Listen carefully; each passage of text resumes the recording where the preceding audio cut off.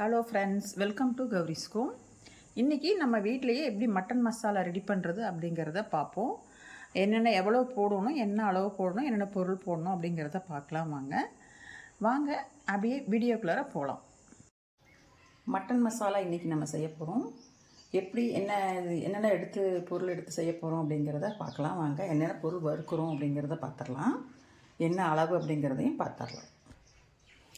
இப்போ இதில் நான் 1/2 கிலோ வர கொத்தமல்லி வறுத்துக்கிறேன்.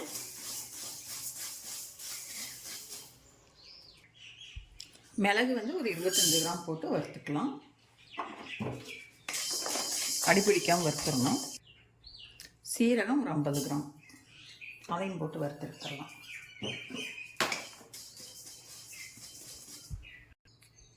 இப்போ பட்டை ஒரு 5 கிராம் போடுறேன்.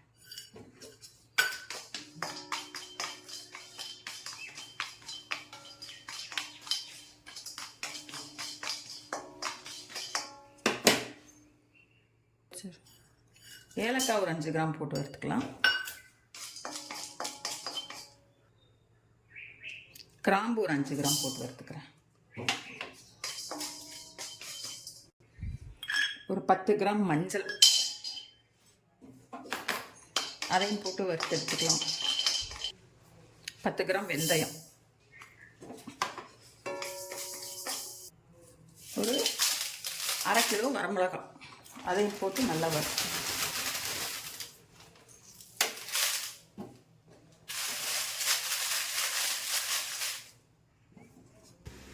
இப்போ மட்டன் மசாலாவுக்கு நான் சொன்ன அளவெல்லாம் வச்சு வறுத்து எடுத்தாச்சுங்க. இதை நல்லா ஆறுனதுக்கப்புறம் நீங்கள் மிஷினில் போய் அரைச்சிட்டு வந்தீங்கன்னா மட்டன் மசாலா குழம்பு ரெடிங்க. பொடி ரெடி.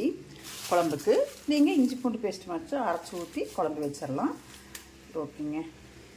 இதில் எதாவது டவுட் இருந்ததுன்னா, அளவு ஏதாவது வேணும் அப்படின்னா எனக்கு கமெண்டில் கேளுங்க, நான் அளவு சொல்கிறேன். எதாவது கம்மியாக வேணும் அப்படின்னா கேளுங்க, சொல்கிறேன். இந்த வீடியோ பிடிச்சிருந்ததுன்னா எனக்கு ஒரு லைக் பண்ணுங்கள், ஷேர் பண்ணுங்கள். அப்படியே கௌரிஸ் ஹோம் சேனலை சப்ஸ்கிரைப் பண்ணிவிட்டு பாருங்கள்.